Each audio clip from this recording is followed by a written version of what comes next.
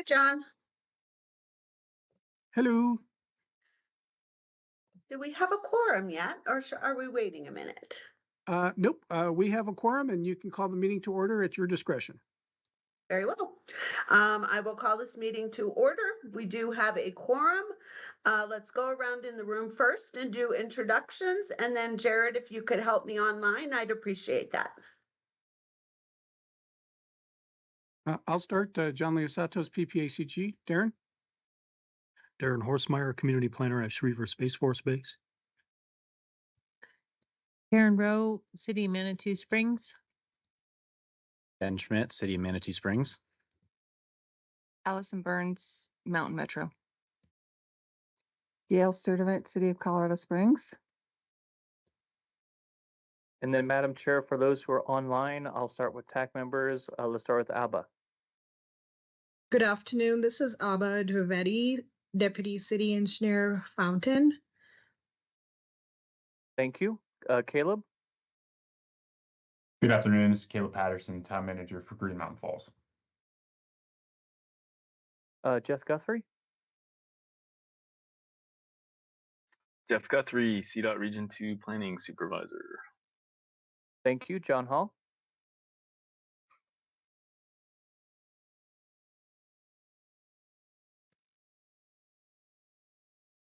We'll keep going. Kathleen Collins? Kathleen Collins, CDOT HQ, Statewide and Regional Planning. Thank you. Lindsay Hawkes? Good afternoon, everyone. Lindsay Hawkes, CDOT Region 2 Planning. Thank you. Michael Snow? Yep, I'm hoping you all can hear me. This is Michael Snow with CDOT's Division of Transportation Development and MMOF Program Manager. Thank you. Lan? Good afternoon, Land Rail Mountain Metro Transit. Thank you. Stacy? Good afternoon, Stacy Delozier, Palmer Lake Public Works. Thank you. And I'm adding people in as they continue to come in. Lachelle, you'll now be able to use your mic, but Lachelle Davis? Thank you. Lachelle Davis, CDOT Region 2 Local Agency. And Madam Chair, I think that is everyone from who's either a member at TAC or from CDOT. Is there anyone I missed? Please use the raise hand function or just go ahead and unmute yourself at this moment. John Hall. I've got the settings working now, so I just wanted to say, yeah, John Hall, Region 2 North Program Engineer. I can now talk on the mic. And Carlos, if you want to introduce yourself? For sure. Good afternoon, Carlos Tamayo, Colorado Energy Office. Alrighty, Madam Chair, I think that is everyone. Minus me, Victoria Chavez, El Paso County. Thank you, everybody, for coming today. If everyone has had a moment to review the agenda, I will take a motion on that. Madam Chair, this is Gail Sturdivant. I move that we approve the agenda as published. Do I have a second? This is Lan. I'll second. Thank you, Lan. All those in favor say aye. Aye. Aye. Any opposed? Very good. Jared, do we have any public comments or presentations today? Madam Chair, I'll ask anyone who is either in the room or online to please use the raise hand function or go to the podium at this time. In the meantime, I'll just let the TAC know that we did not receive any advance requests for public comment, and we did not receive any written public comment that we would have submitted to the committee members in advance. As I've said that, no one is at the podium, no hands are raised online. I think we can proceed at your discretion. Thank you very much, Jared. Appreciate all your help. So hopefully everybody has had a chance to review the minutes from the April 17th meeting. Are there any questions or corrections needed for those?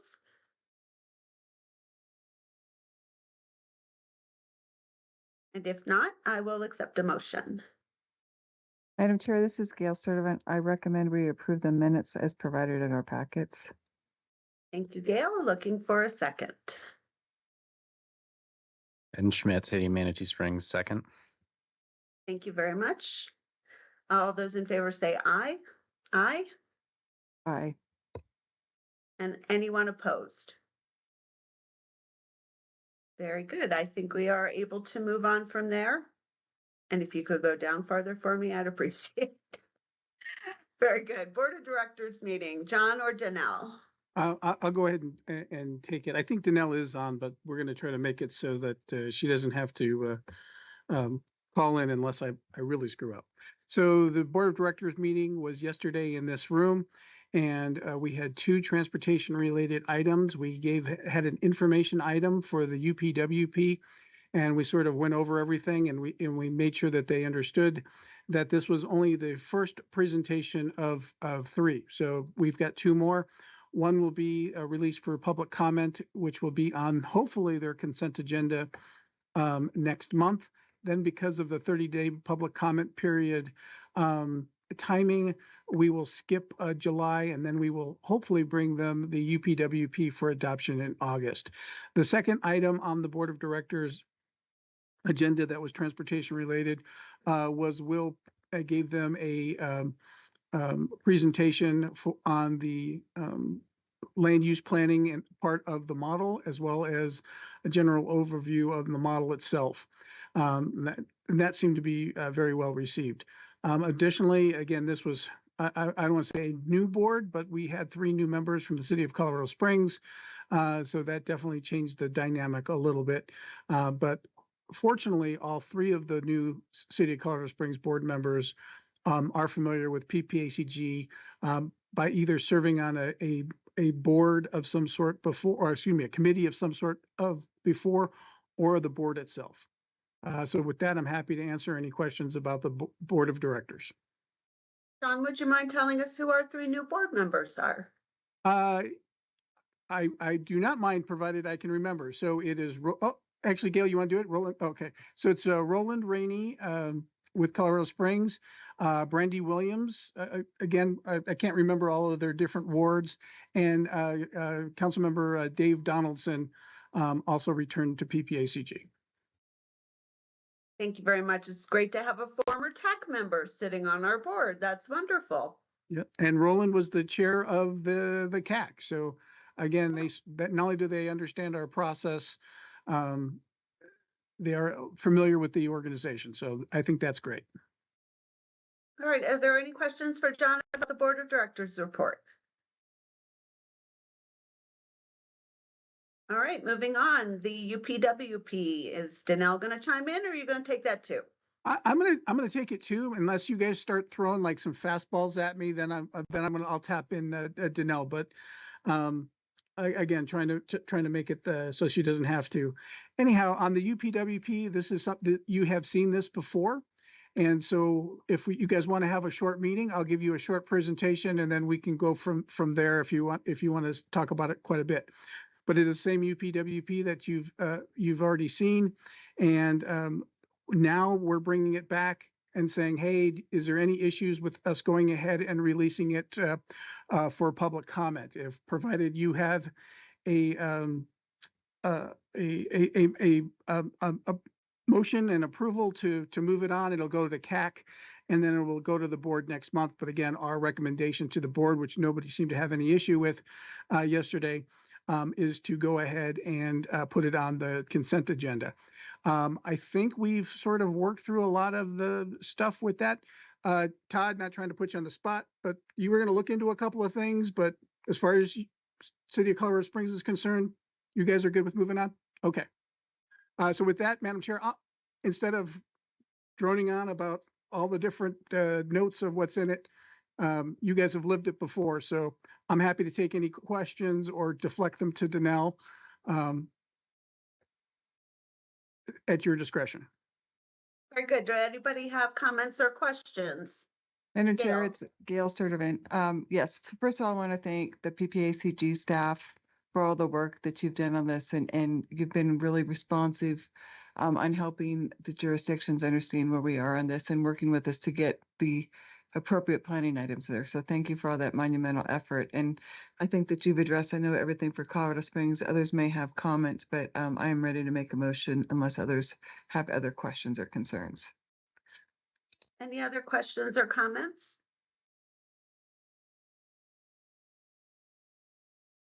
Gail, I think we're back to you then. All right, well, I'm going to recommend that the PPACG Board of Directors approve the release of the fiscal year 26-27 Unified Planning Work Program for public comment. Very good. Do I have a second? I'll second that motion. This is Lan. Thank you, Lan. That's been moved and seconded. All those in favor say aye. Aye. And is anyone opposed? Hearing no opposition, that passes unanimously. Thank you, John. Good job.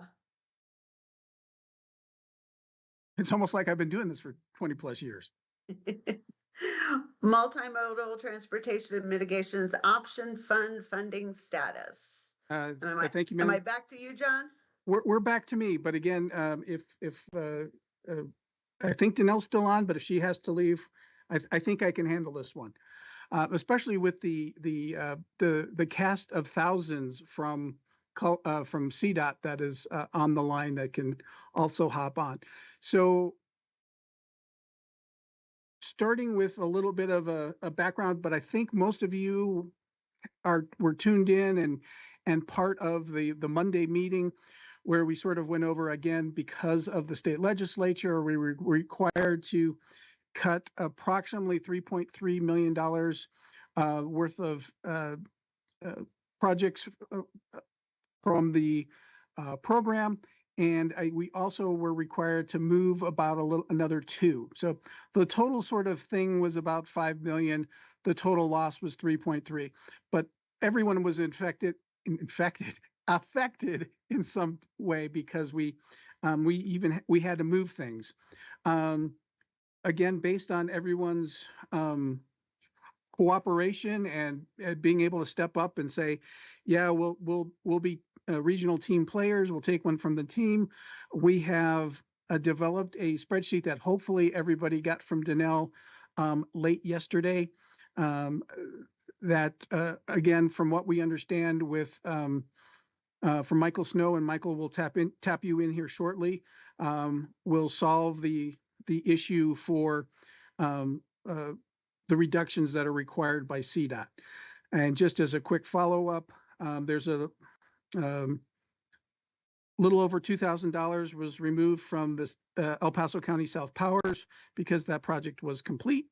The PPACG Tri-County Study Project, $191, again, because that project was complete. MMT bus stops and ADA, a little over $1 million. The full project was canceled and will maybe come back to, nope, I got it wrong already. Go ahead, Gail. That was just 1/2 of the funding for that particular project. So we are returning that $1,075,000, and we're retaining $1,075,000 in a combination of TAP and PPRTA funding. Okay, yes, thank you for that clarification. But but you returned a little over $1 million in MMOF dollars. And again, if you need to bring that back later, again, this portion is being canceled without prejudice, so you could come back into the process later on. Also, we have the Colorado Springs Trail Crossing, $835,000. And again, the project was canceled. Excuse me, John. Oh, sure. That number has a typo in it. It's 853,000. 850. Oh, we transposed it. 850. Yes, I just want to make sure that we make that clear for the record. Okay, and we will. And again, I don't know if it's different in what I'm reading versus the spreadsheet's okay. Good. All right. Either that or I misread it. Sometimes that happens. Okay. The Colorado Springs also canceled Union Boulevard Trails, 745 plus thousand, and then Monument removed about 885,000, a little less, from Jackson Creek Parkway, and also moved some of their funding out into time. So that's a summary of what we were doing. With that, 2 things. One, I'm going to ask Michael Snow to sort of jump in and chat with us and make sure you guys have the opportunity to ask Michael Snow questions. But eventually we're going to ask for this, and we need to decide on the vehicle. So Michael, that'll be one of the questions I will ask you is, does this need to be an official tip amendment that we take to our board, or do we just take this spreadsheet to our board? What do you need to see? Or is it a tip amendment with this spreadsheet attached to it? So with that, Michael, I'm going to turn it over to you, but with one question that I want to ask before I forget. Karen Rowe was asking, what is the deadline for the ARPA MMOF? I just didn't want to get too far down the road and totally forget to ask you. Okay, couple of questions. Everybody hear me fine? Yes, sir, you're good. Okay. So you were asking about what is needed to move ahead with changes, and that's essentially when the Pikes Peak board makes an amendment to a tip, that is an official decision on award making. So and all this would need to be reflected in your tip. So I just assume that's the final action. So take it to that, and we can also work with a spreadsheet that obviously just makes sort of the administrative work of putting it all back together. Here at headquarters, a little easier than trying to pull it back out of a tip document. But so if there's a resolution on that, it would be helpful to just have the actual spreadsheet part of the resolution and then make your tip amendments as needed.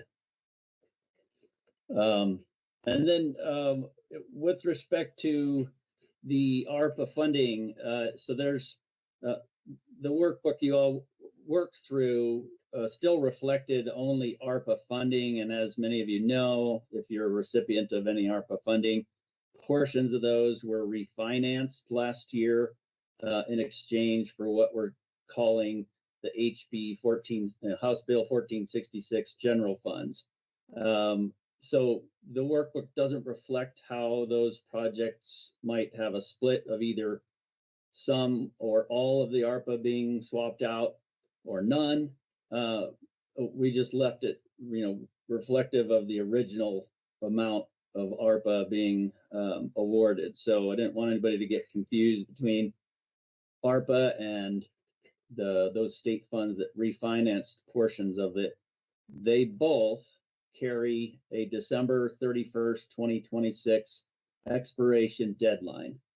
Now, what that means is for any project that is eligible to be reimbursed with those funds can make those eligible expenditures all the way up until the bell rings on New Year's Eve, December 31st.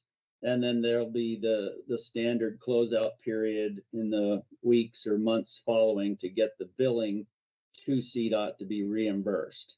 So I just want to make sure that was clear. It does not have to be fully reimbursed to the recipients by December 31st. Any other questions about that, John? Or No, and what I'd like to do is make sure that, and if anybody has any questions, we give them the opportunity to ask them at this time. But then, Madam Chair, after a period where people can ask Michael questions, I'd like to then go back to the committee and get direction.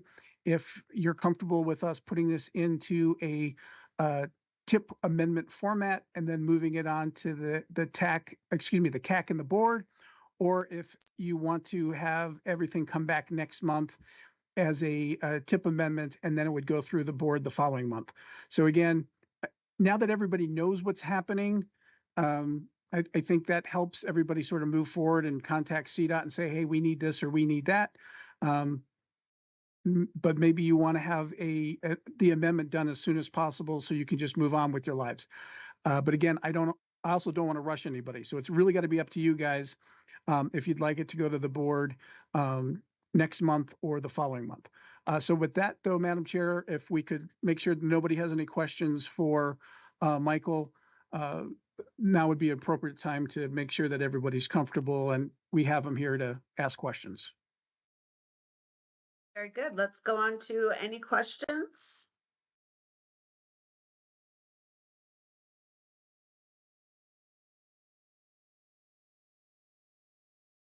Okay, hearing no questions. would the committee like to go ahead and make a motion for PPACG to put this spreadsheet into a tip amendment? Or how would the committee like to handle this? Victoria, this is Gail Student with the City of Colorado Springs. Since we're bringing almost 80% of these cost reductions and we are comfortable with the changes, if the other jurisdictions are comfortable, we would propose that we move this forward to the board for a formal tip amendment. But I will open it up for others to comment.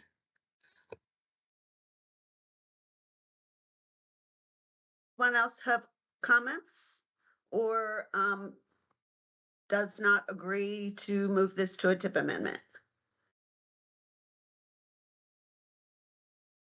No, well, this is Dan Ungerleider with the Town of Monument. I would second that.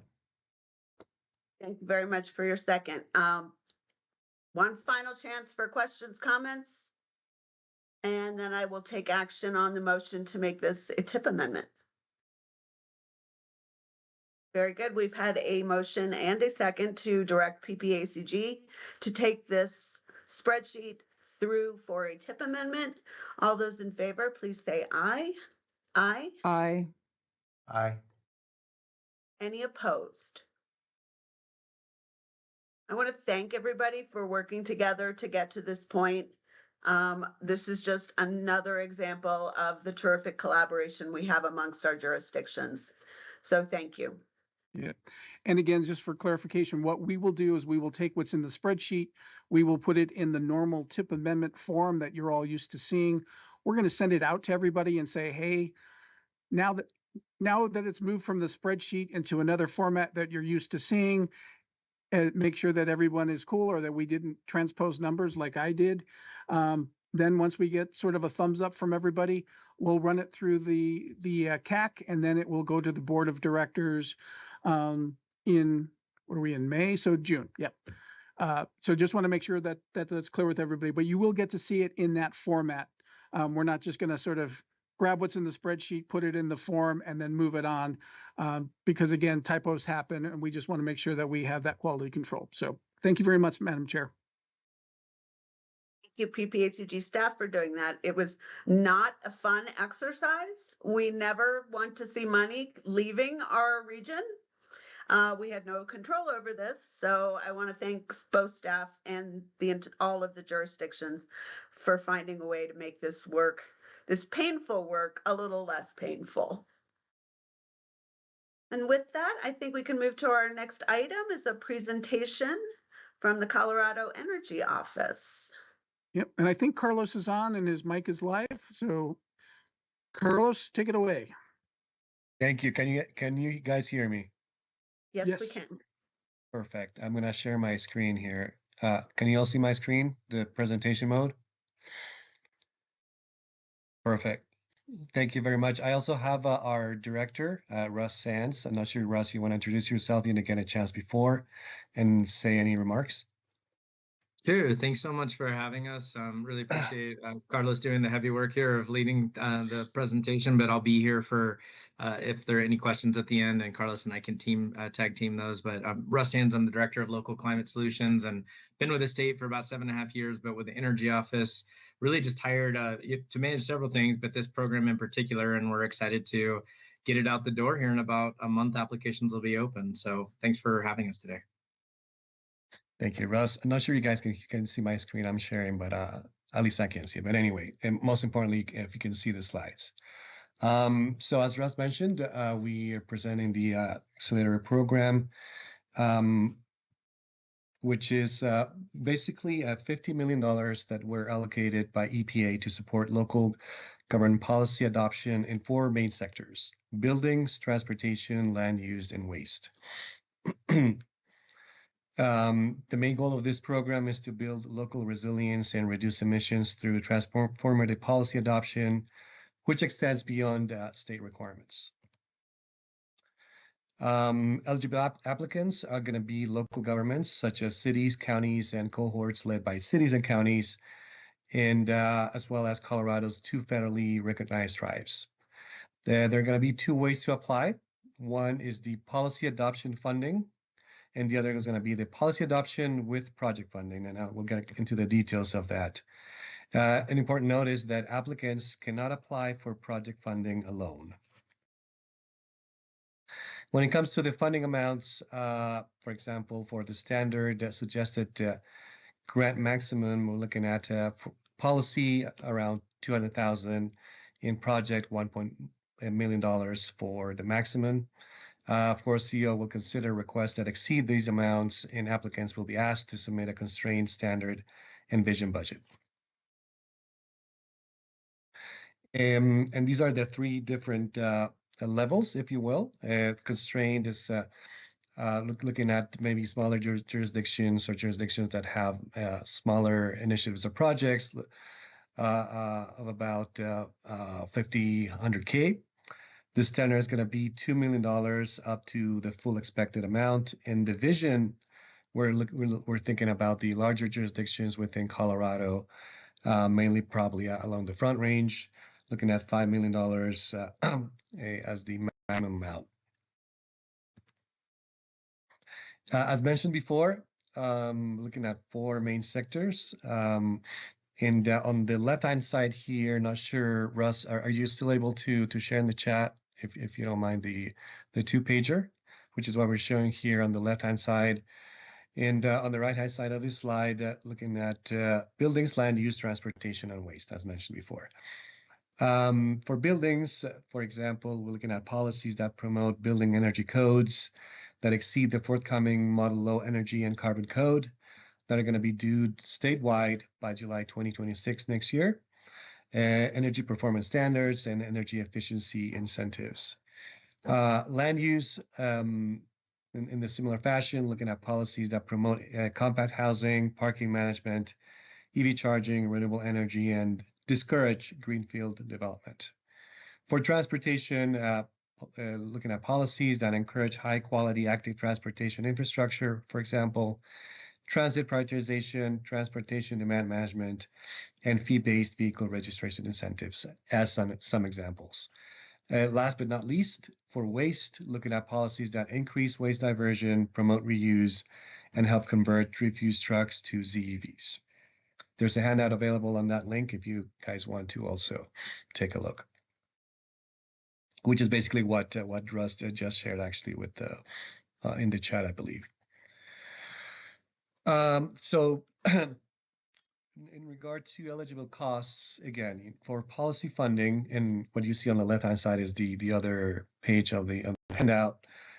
For policy funding, we're looking at efforts that relate to supporting, developing, or adopting one or more of sector policies that include stakeholder outreach, education, and facilitation, consultant support for technical analysis and policy development, studies that inform policy adoption, or small pilot projects, with the caveat that generally projects that include construction, hiring staff, and long timelines will be less competitive. And we can get into those details, of course. When it comes to project funding, looking at projects that implement or advance one or more sector policies that include, for example, related equipment purchases, rebate programs or reduced fee programs, consultant support for project implementation, studies that precede or advance project implementation, in larger pilot projects. Again, thinking about that these projects that include construction, hiring staff, and long timelines will be less competitive. So what is the application process? Step 1 is to submit a letter of intent. This includes the policy or policies you will adopt, a policy funding request, and any additional project dollars that are requested. For step 2, once we have reviewed all the LOIs, if you're encouraged to submit your full application, you'll do so, and then contracts for award applications are expected in Q1, Q2 of next year, 2026. And lastly, number 3, have a 2026 kickoff meeting with the Colorado Energy Office to advance your policy and start your project work thereafter. I'm going to show you 2 different timelines here. This one is for round 1, coming up on June 16th. There's the letter of intent time slot until August 1st. For the full application, if you're encouraged to submit, It's between October 1st and November 5th. And as mentioned before, awards would be announced by December 15th. And within Q1 and Q2 2026 is when we start the projects. For round two, in a similar fashion, we're looking at the same process, just different dates for between October 1st and November 17th for the LOI submission, between January 16th and February 18th of next year, of course, for the full application, and for awards to be announced by April 6th.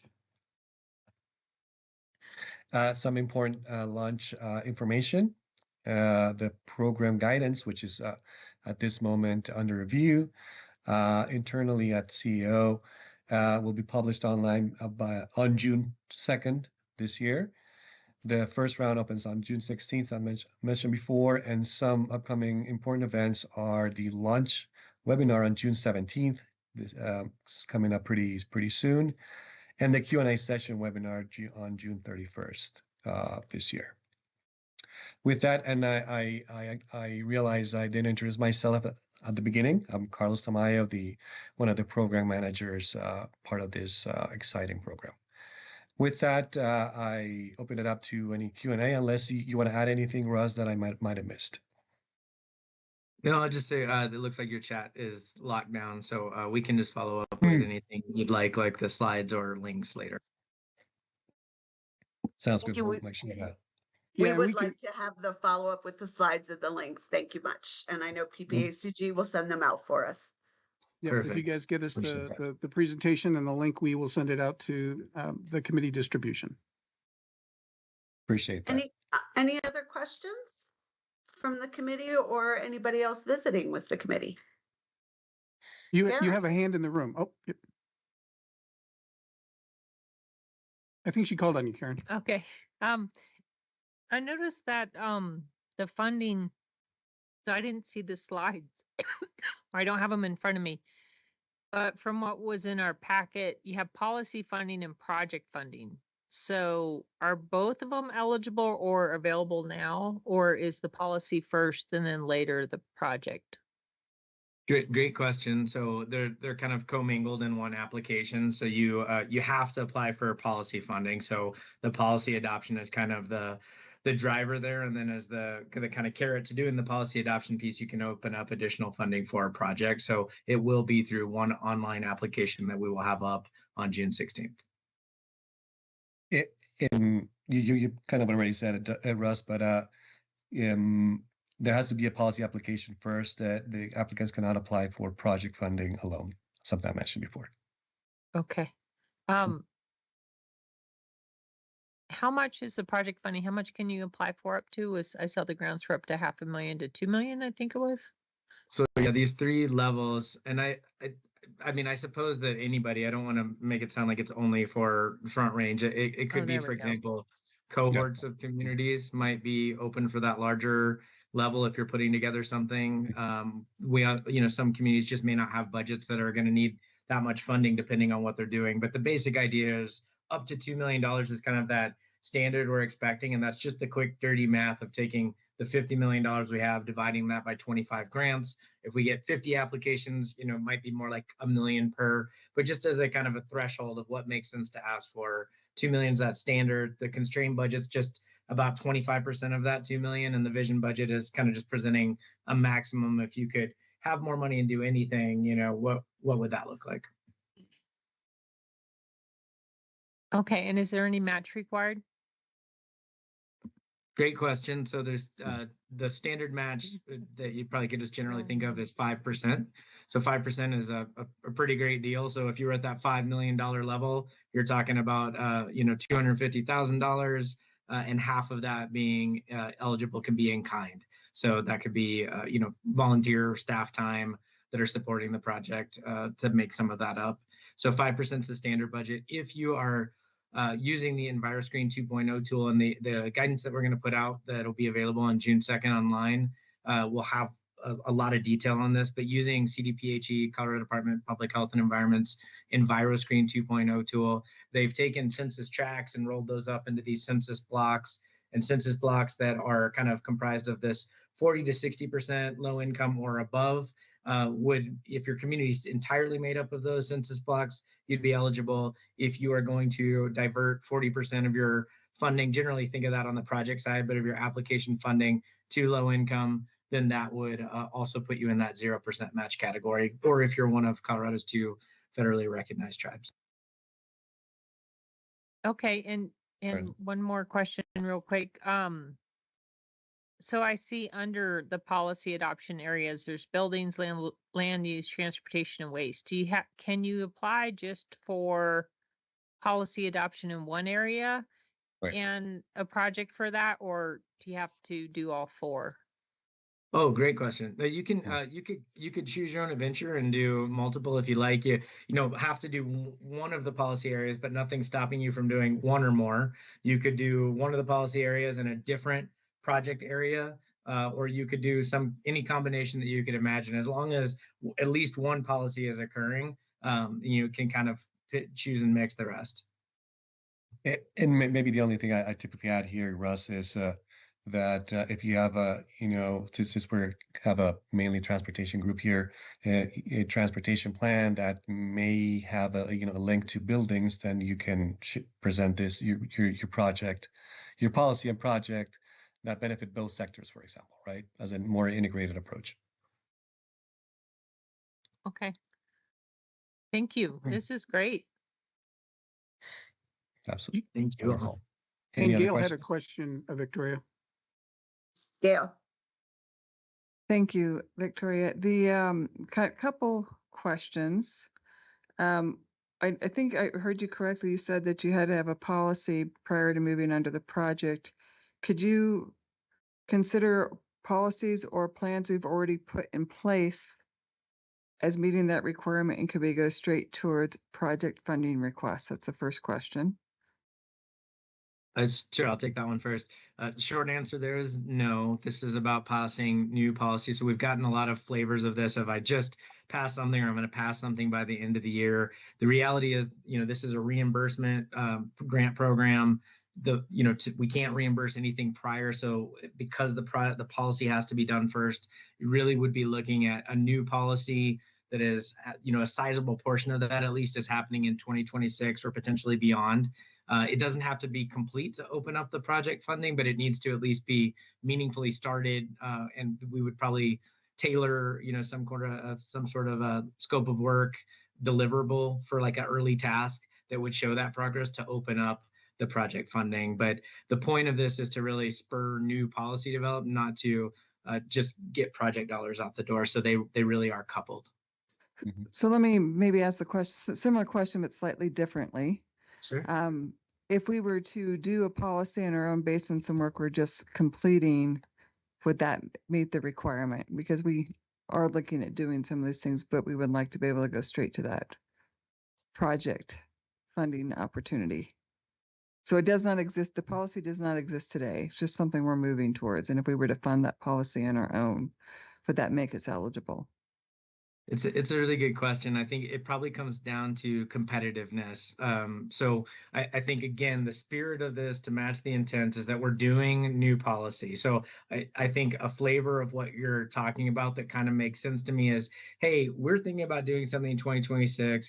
We could use some money to get that, to actually make that happen. We might start some of that in 2025. If a sizable amount of that work is happening in 2026, I could see that happening. I think another extreme of what I think we don't want is, hey, we're just going to delay voting on this thing until the date that this, we get under contract. We're going to pass it and only ask for $100 in this because all we really are after is the project funding. That's just not going to be a very competitive grant, especially if we get 100 applications, right? Like that's probably going to not be as compelling as another project where they're like, hey, we can only get this policy passed if we have this funding. And that's really matching more the spirit of the grant. And go ahead. Mm-hmm. Okay, well, thank you for that clarification. My other question is, when you do go to submit for a project award, is there potential for multi-year awards? I'll answer that the way I think I interpret that. So this grant is it is through federal funding, and the timeline of it runs through October of 2029. Our hope would be that projects would move faster. We'd really like to get this money into community and spent on a quicker timeline. If you were putting together, say, a bigger package that had multiple things, or even if it's one thing that's going to, sprawl out over 26, 27, 28, and 29, that's all possible for you. I think there's a little bit of a priority we might focus on when we're reviewing applications on things that could move faster, just because we are all dealing with federal uncertainty. So our thought is things that can kind of get this money spent and put into local communities sooner is probably a little bit better. And the only thing I would add there, Russ, that we also typically mention is something I mentioned during the presentation a couple of times, is we're trying to stay away from construction, hiring staff, and these long timelines due to the reasons you just mentioned, right? The federal uncertainty and being able to provide that continuity if it's an actual physical construction type of project that you're looking at. Yeah, thank you for that clarification. I was trying to come up with ideas around some transit enhancements or making TDM requirements or like signal prioritization, which looked like there are a couple of things that fell in that transportation area. Yeah, absolutely. I think things like that, as long as it's preceded by the policy adoption, and to be clear, I think some of our staff would be the first to say, like, maybe in some of these categories you have existing policy. It can be just enhancing that to go farther. So it could be more of a policy amendment, if you will. As long as it's preceded by that, we expect that there's going to be, if only because of this first step stage gate of trying to get some meaningful development on policy and then opening up project funding. We certainly understand some things are going to just, run through 27, 28. We just like to see it, the faster we can get it out. I just think it's a little bit stronger in terms of protecting that fund. Mm-hmm. And then we great. also made, sorry, yeah, go ahead. I was just, thanking them for that response. Sorry about that. No worries. We also made the note on the small pilot projects, where while we're trying to stay away of construction, hire staff, and everything I just mentioned, we understand that those could also help in developing more information to develop an actual policy that's going to be more regional or in this case citywide, right? Yeah. Well, and I would say all three of the ideas we have don't require any road construction, but they are all TDM enhanced transit priority type items that we currently don't have a policy for, but we could easily put one in place. Again, that's why I was asking if this program, since it's rolling out, if we could put a policy in place to meet these or to support these programs, if we could go straight to a project. And again, not active construction, it's really putting them out in the field for use by our residents right away. It's really what we would be intending. Fair enough. Thank you.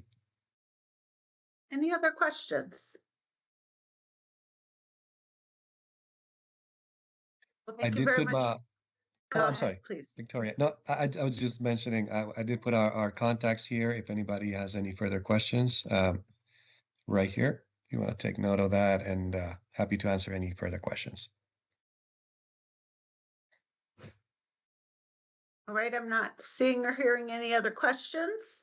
So again, I'll thank you for your presentation. Thank you for bringing this to us. And we'll appreciate that you send your slides to somebody at PPACG staff. And thank you for attending a meeting. Thank you for giving us the space. Thank you. All right, if somebody could help me with the agenda, I think we're probably down to local agency announcements. Nope, we're down to 7B, Transportation Improvement Program updates. Jess Bechtel. So Jess, do you need anything? Because that's a standing item. Yeah, hi, good afternoon. I'm Jess Bechtel. So just a quick update or for your information, we are going to be reaching out to schedule just a quick project status meeting. It's that time of year. We're reaching the state fiscal year end. And so we are getting ready to roll forward funds in FY25 into 26. So we just want to get an update that way too. We can hand off clean numbers to the onboarding tip planner and And that's that. So that's all I have for the tip. And then, of course, all the MMOF stuff will be coming along in the tip as well. Thanks. I'm pretty sure we can't waterboard the new tip planner. That's against the Geneva Convention. Oh, he's walking into Oh, it. onboarding. That's completely different. My apologies. Yeah, Josh, our new planner, should be here the 15th. So we might, we'll have, I think, Jess probably for one more TAC meeting. And then after that, the state of Ohio has fully claimed her. But with that, Madam Chair, if there's no questions on the tip, your next item is 8, which is member entity announcements. I have a hand from Jeff. I just wanted to say in front of the group, even though I'm saying it remotely and not in front of the group, a real special thank you to Jess for sticking around and really busting her, you know what, to ensure that y'all's tip is clean, precise, and accurate for the next person. Lindsay and I have thoroughly appreciated working with her very closely and a lot, and way too frequently probably in Jess's mind. But thank you so much. Kudos to her.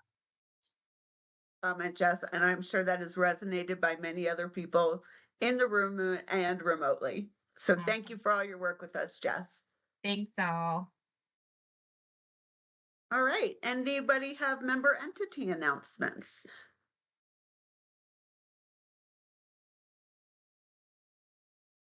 Manitou Springs. For those, I mean, Ben Schmidt's now the new city engineer here, and we have the letter in to Andy Gunning to formally have the board approve him as Manitou Springs representative. So I'll be stepping out of that role for the TAC, but also City of Manitou Springs does hope to, we're on schedule to open their temporary, I say temporary, open their parking lot at Dillon Motel. So it's right next to Highway 24 and Manitou Avenue. And the purpose for that particular parking lot is meant to be for people who want to do the incline. So they're trying to get people out from the downtown area for the incline. The restroom and the parking building are also being worked on through the summer. So that's their big project this summer right now. But just wanted to make sure. And I think their water restrictions being a little lessened today, and then they should be better next week. But they recently had the water restrictions where you really couldn't use anything now. They're saying you can do your indoor watering, just try not to do any outdoor watering. Thank you, Karen. And it's also a good reminder for anybody that's new to our group to make sure you provide a letter to Danelle and John to update your membership. Any other entity announcements?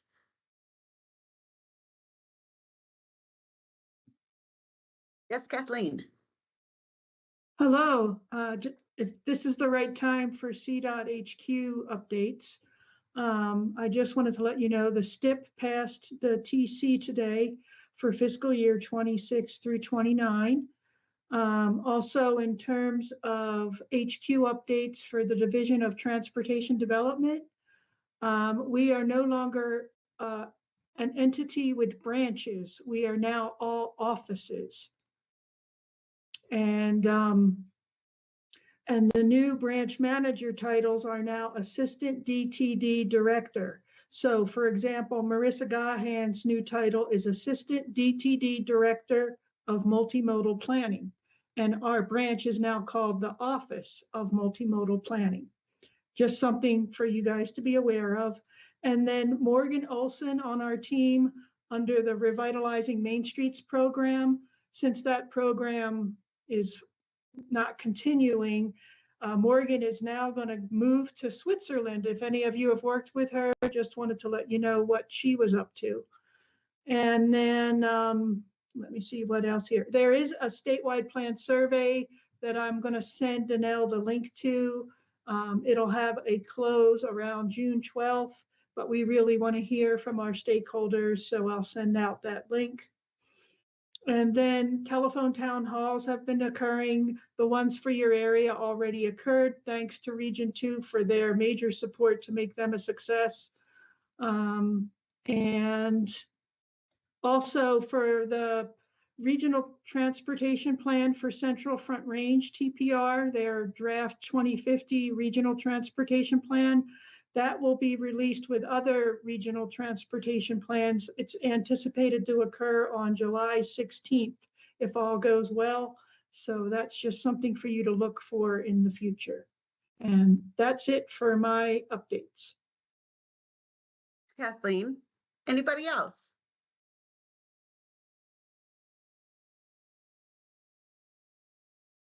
Okay, hearing none, I'm sure we're going to have future tip amendments to make. John, anything else big coming up on future agendas? Yes, we actually have to talk about the date of the next meeting. I think the next meeting occurs on June 19th, which is the Juneteenth, which is a federal holiday, but also, according to the PPACG handbook, a PPACG holiday. So we will be closed. So need to sort of get with you guys to find out, and we could, if you were good doing it now, great. If not, let's do it via email. But we need to find another day and time for the June 19th meeting. We did have a discussion internally of, well, do we actually need to meet? But I believe that the CDOT 10-year plan is going to be moving. And so we do need to have a June meeting. It could be 100% remote. But if we could move it from the 19th either, and this is Jared, turn on your little mic.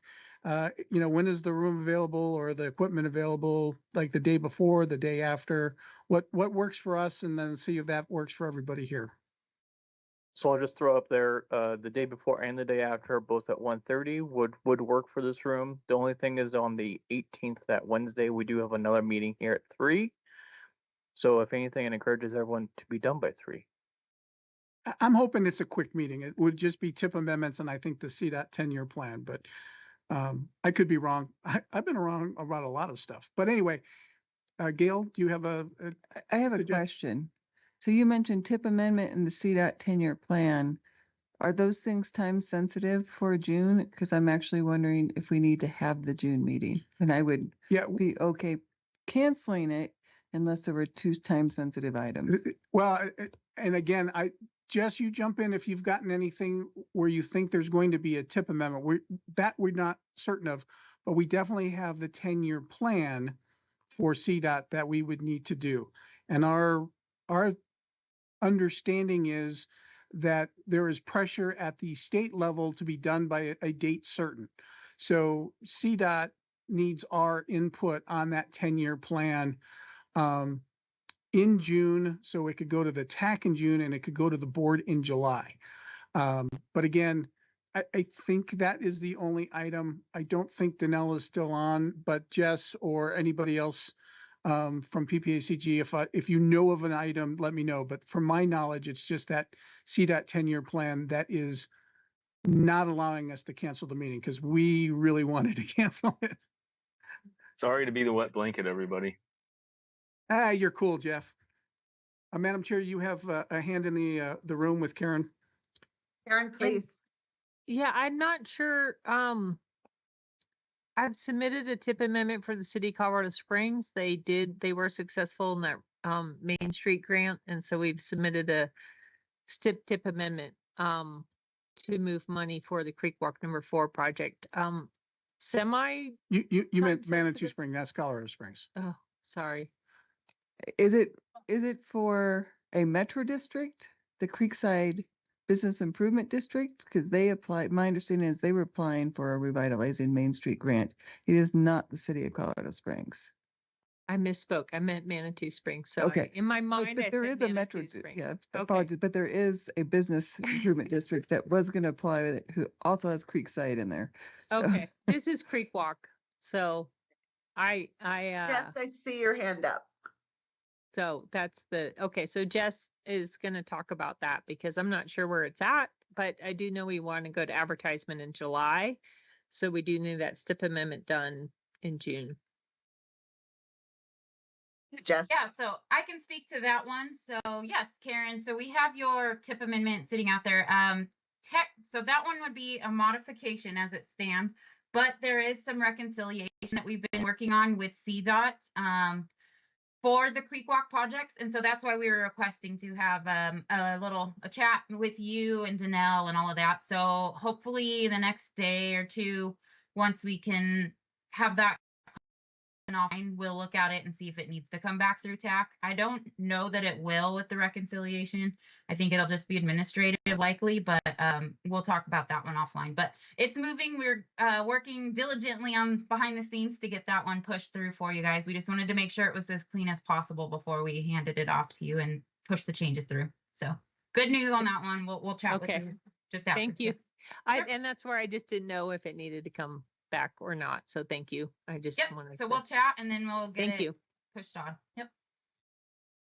John, if we're doing this meeting remotely, technically you all could sit in your smaller conference room and you wouldn't need the whole dais.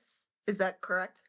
Yeah, that's correct. It's just, like I said, the 19th we're closed. So if you guys can pick a day and a time on either side, if the room's available, we'll have the room open for you guys. But if it's not, we should still be able to run it, provided there's not another meeting going on where Jared can't use the PPACG at PPACG link. Is that right, Jared, or can we do it anything?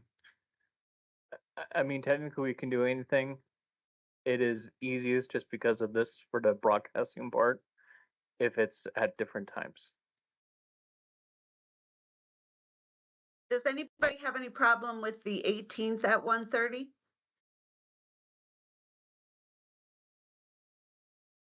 Victoria, this scale, I'm not available, but I will look at the Todd to see if he could cover.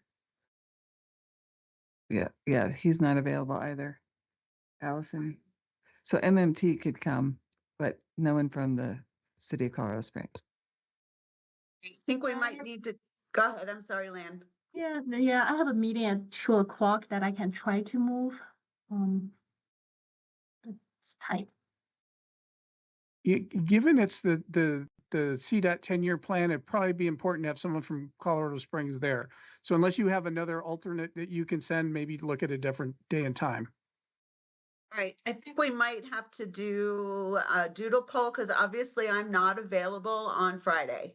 Right, yep. And then Todd did say he could do earlier. I'm sorry, Gail. And so could I. I could also be available earlier that day. Available earlier also. Oh, I am too available earlier on the 18th.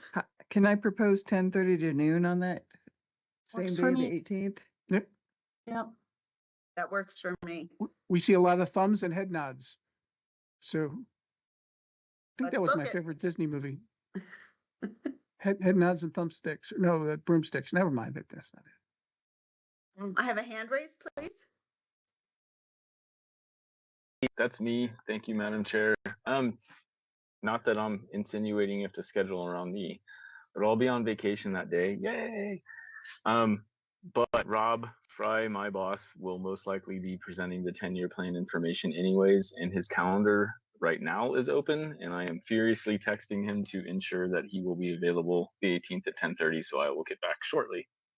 So tentatively, we'll pencil in 10:30. Jared will reserve the room, and then as provided we have someone from CDOT to present, and we have enough of you for a quorum, then we will change it and send out the appropriate meeting notice.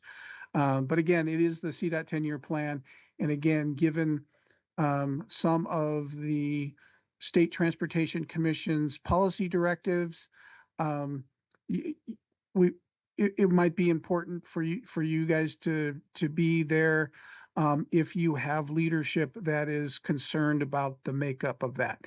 So that's a roundabout sort of politically correct saying it's probably very important for Colorado Springs and El Paso County to be there, maybe even Fountain, but beyond that, maybe Manitou Springs, but beyond that, you guys can decide if you need to be there or not. So hopefully that's helpful. Well, thank you for that. And with nothing else, I will adjourn this meeting. Thanks, everybody. Thanks, Victoria. Yay.